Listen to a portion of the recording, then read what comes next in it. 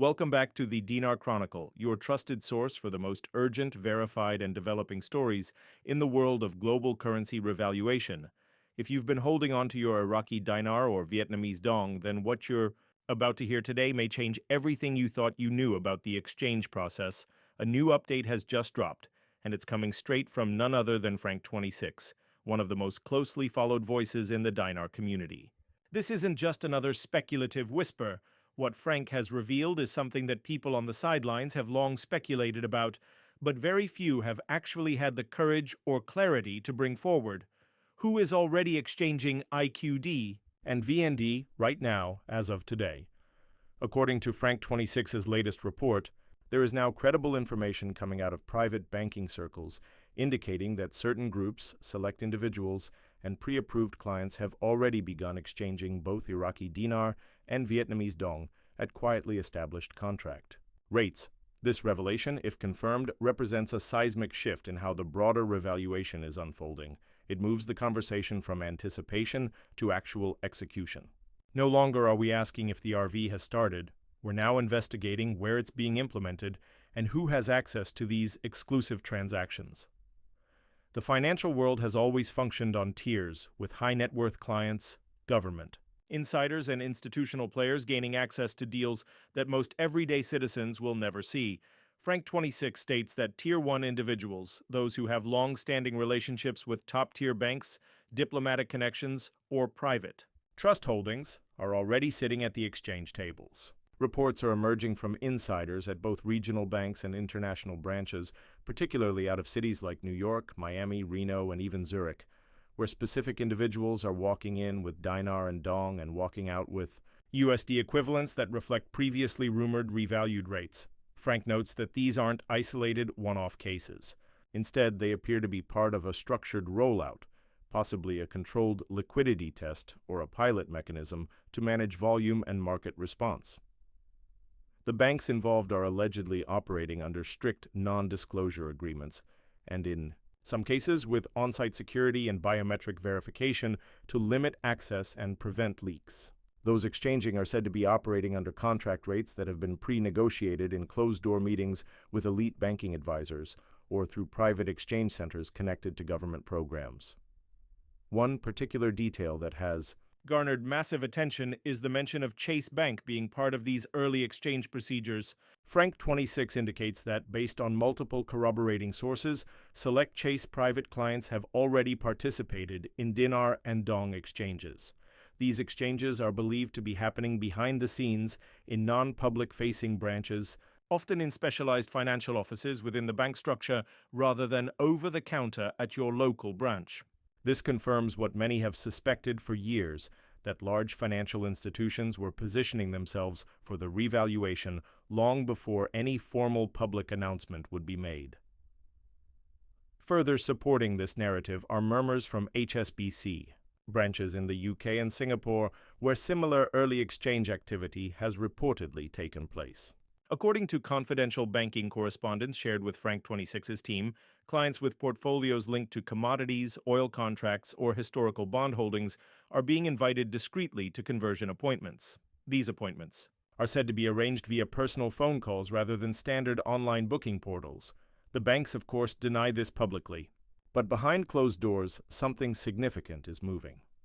We've also seen a growing number of confirmations from currency brokers who have ceased dinar and dong sales temporarily, citing inventory reconciliation or institutional compliance, a phrase that many now believe is coded language for preparing their positions before the mass exchange window opens. These brokers are likely being swept into the larger institutional framework of the revaluation effort, aligning themselves with bank partners to secure preferred rates once the floodgates fully open. In addition, Frank26's sources inside U.S. Treasury-aligned circles have hinted at active collaboration between multiple three-letter agencies to ensure a clean and secure rollout of the RV, free from fraud, double-dipping, or international arbitrage. This might explain the sudden reactivation of dormant financial compliance systems within international banking software. Several SWIFT system logs show new rule sets being loaded in the last 48 hours, many of which correspond with currency, codes specific to the Iraqi dinar and Vietnamese dong. Another critical piece of this story is that the initial wave of exchanges seems to favor individuals tied to humanitarian projects, veterans, government retirees, or those with long-standing financial documentation proving currency holdings before 2004 in Iraq's case. There's a growing sentiment that the process has been designed to reward patience, legal compliance, and clear provenance of funds. Frank26 also emphasized that certain military retirees and federal employees with background clearances have already been invited to exchange via secure military financial facilities. In one confirmed case, an individual in Texas was brought into a secure location and exchanged over 2 million Vietnamese dong for US dollars at a previously unheard of rate, well above market value. Although the rate itself has not been disclosed, the confirmation of the exchange process is setting off alarm bells across currency forums and banking circles alike. Even more astonishing, private messages and call logs obtained by Frank26's sources suggest that select credit unions, particularly those with historical ties to U.S. federal institutions, have received guidance on setting up internal RV processing desks. These desks are reportedly under embargo until a certain date, and time is activated via a joint Treasury-Federal Reserve protocol. In some of these communications, the words asset-backed confirmation, Tier 4B priority, and real-time liquidity injection appear, phrases that signal deep coordination with a larger fiscal restructuring plan. And while all of this remains closely guarded and officially unacknowledged, the pieces of the puzzle are undeniably aligning. The Dinar community has long speculated that such exchanges would start with a soft rollout, a quiet trickle before the public flood.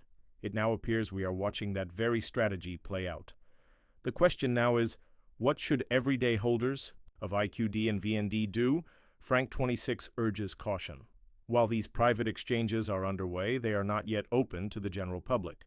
Attempting to force an exchange at your local bank branch may not only prove fruitless, it could also raise red flags that delay your ability to access the higher-tier processes when they do become available. Instead, the recommendation is to stay alert, document your holdings, ensure your currency is authenticated, and watch for secure communication channels to open, particularly through the banks you've done business with or platforms you've pre-registered on during earlier redemption initiatives. This emerging revelation from Frank26 is already sparking major market reactions. Currency resale sites are seeing a slowdown in inventory. Private sellers are hiking prices. Forums that were dormant for months have reactivated with heavy chatter. And perhaps most importantly, institutional voices that once dismissed the IQD and VND revaluation as fantasy are now quietly re-entering the conversation. We've received indirect acknowledgments from retired IMF analysts, former World Bank consultants, and currency regulatory officers who are now admitting, off the record, that the landscape is shifting faster than most expected. All of this creates a cocktail of urgency, opportunity, and uncertainty. For the first time in over a decade, we are seeing the mechanisms of exchange come to life, not just in theory, not just in forums, but in actual execution. The whispers are turning into confirmations. The speculation is leaning into implementation. So, what does this mean for the average holder? It means we are closer than ever.